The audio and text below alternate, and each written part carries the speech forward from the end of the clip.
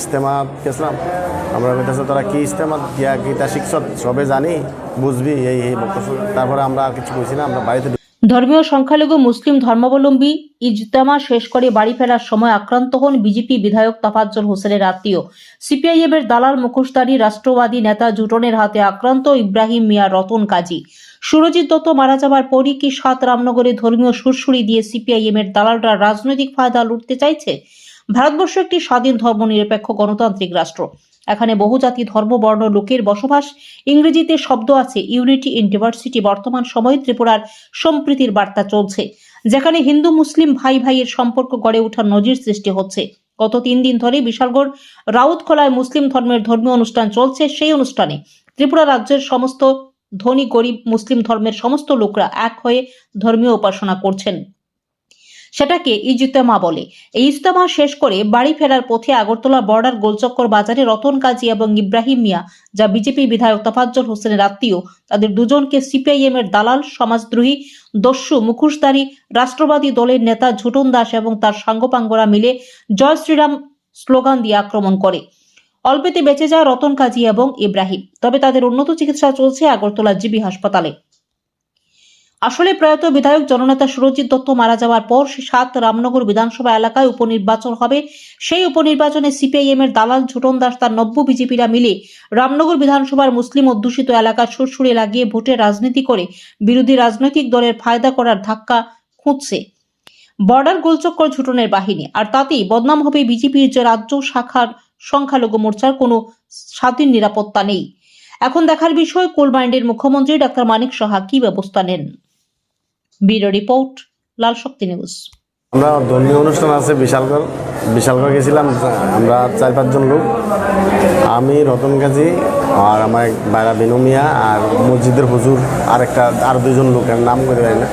তারা ঘুরে আমরা আইতেছি জামাত শেষ হওয়ার অনুষ্ঠান শেষ হওয়ার পর আমরা বাড়িতে আছি প্রায় 12টা সাড়ে 12টা বাজবো। তারপরে 3-4 জন যারা আছে দাঁড়া রয়েছে, তারা আমরা জিজ্ঞাসা করে তোরা করতে আইছি আমরা এই বিশালগড় থেকে। হ্যাঁ, কোন জায়গাতে আপনারা? এই বর্ডার গোলচক্কর। তারপরে জিজ্ঞাসা তোরা করতে আমরা ওই থেকে আছি গেছিলাম ইস্তেমা গেছিলাম আমরা কাছে তোরা কি ইস্তেমা গিয়া গীতা শিক্ষক সবে জানি বুঝবি এই বক্তব্য। তারপরে আমরা আর কিছু কইছি না, আমরা বাড়িতে ঢুকে গেছি। তারপরে আমার এক লগের যে বাড়িতে ভাড়া থাকি রতন, হেরে একজনে আইয়া শাটারে গালার ধরিয়া টানাটানি করতে আছে। তো হে আমরা ডাক দিছে বাড়ি দেখেন। তো আমরা ঘুরে আমি দাঁড়া রয়েছি, মানে আমার বাইরের বাড়ি আছে মুখটার ভিতরে দাঁড়া রয়েছি। হেরা কথা কইতে আছে। একজন লোক পেছন থেকে আইয়া মানে বাড়ি মারছে, মানে অন্ধকার লাইট বন্ধ করে আইছে। কতজন আসলেন? তা আমরা এদিকে আর 3 জন আসলাম। তারা কতজন আসে? তারা প্রথম 2 জন আসলো, পরে আবার 2 জন আইছে। এই হঠাৎ করে এইভাবে আক্রমণের কারণ কিছু জানি না। ওই তারা এই কথাই কইলো করা জানার থেকে আইসত কেন কিতা শিক্ষা আইসত এই কথাটা কই এই কথা, আর অন্য কিচ্ছু না। এরা লগে কোনো কথাও কাটাকাটি নাই বা কোনো কিচ্ছু নাই এরা লগে। যারা মারধর করছে তাদের চিনেন? তা আমি তো চিনি, আমি এই জায়গার লোক না, আমি বাড়ি এসে বসকনাগর। এখন অব্দি তাদের পরিচয় পাইছেন? তারা পরিচয় তো পাওয়া গেছে। আপনাদের কজনকে মারধর করছে?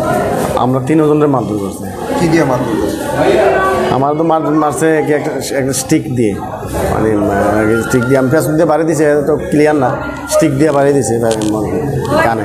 তারপরে আমার গাড়িটা ভাঙচুর করছে, পুরা ভাঙা দিয়েছে। ওখানে মারুতি সুজুকি। শুধু গাড়ি ভাঙচুর করছে না? বাইক, মোটরসাইকেলও তো কোথায় আছে কইতে পারে না। যে বাড়িতে ভাড়া থাকে, হ্যাঁ, কত বছর দিন? বেশি হয়েছে না, আমি আইছি আপনার 1 বছর হয়েছে না, 1 বছর চলতে আছে। এমনিতে বাড়ি বসকনাগর পুটিয়া। আগরতলাতে কী করে? কিছু না, আমি ওই বাচ্চা পড়াশোনা করে এই কারণে মাঝে মাঝে এদিকে আই আর কি, থাকে এদিকে। যে বাড়িতে ভাড়া থাকে মালিকের কাছ থেকে কোনো ধরনের সহযোগিতা পাইছেন? এই মালিকে সব কিছু করতে আছে, মালিকের লোকে প্রথম ঝগড়া। আপনাদের মানে বাঁচানোর চেষ্টা করছে? মালিকদের জিজ্ঞাসা করছে? মালিকে চিনি ওই ছেলে? মালিক ছিল। এখন পুলিশকে জানাচ্ছেন? পুলিশে জানানো হয়েছে, পুলিশ কেসও হয়েছে তার নামে। আপনার এই দুর্গাচুমনি থানা গেছে, তারপর পশ্চিম থানাতেও দেওয়া হয়েছে, 2 থানা দেওয়া হয়েছে, পুলিশে দেওয়া হয়েছে। আপনার নাম কি? আমার নাম ইব্রাহিম খলিল। আর বাকি যারা মাধ্যমিক করছে তার নাম কি? একজন হচ্ছে রতন কাজী, তারা মাধ্যমিক। রতন মিয়া নামে কেউ আছে? রতন মিয়া না, রতন কাজী। আপনারা দুজনই পাচ্ছেন, আরও আছে? কতজনকে মাধ্যমিক? আমরা তো তিনজন আসলাম, এক হচ্ছে বেনু মিয়া, রতন কাজী আর আমি। তো আমার তো প্রথমে বাড়ি দিয়ে লাগছে, এরা পরে এখানে কী তা হয়েছে না হয়েছে, কারে মারামারি করছে আমি তো এরা পুরো দেখছি না, আমি তো পড়ে গেছি গা পুরো ডুল্লা, বাড়ি মারছে আমার পুরো ইয়ে দিয়া ঠিক নাগাদ 12:30 কোনো একটা এমন টাইমে 12:30টার দিকে এমন।